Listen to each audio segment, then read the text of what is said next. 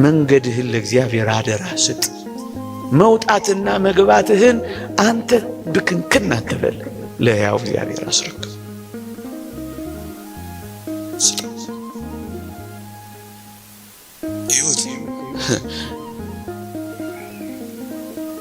እጅግ ብርቱ በሆነው ጠላት ቤት ፊት ሞገስ እንዴት እንደሰጠው ተመልከቱ።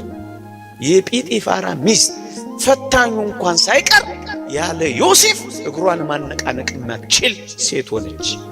እንዴት ይደንቃል! አለቃውን የሚገዛ ሆነ። ለምን? እግዚአብሔር ከሱ ጋር ወጥቷል።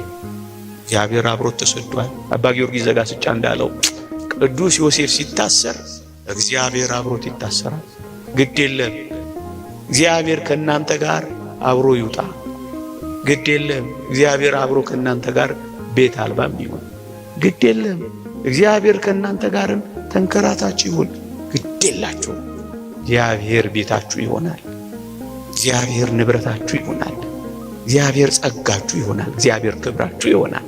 በሚመጣ በሚሄድ በሚሞቅ በሚቀዘቅዝ በሚሞላ በሚጎድል ነገር ደስታችሁን ካንጠለጠላችሁት፣ አዎ ሐዘን ይቀጠቅጣችኋል። ከዓለም ጋር ፍጹም ከንብረቷና ከሀብቷ ጋር ከተጣበቃችሁ ዛሬ ብቻ አይደለም ነገም መቆም አትችሉም። ትርበተበታላችሁ። ድንጉጥና ፈሪዎች ትሆናላችሁ።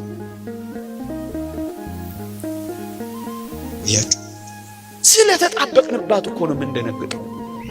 ሁሉም ነገር ቋሚና የኛ ስለሚመስለን እኮ ነው የምንሸበረው።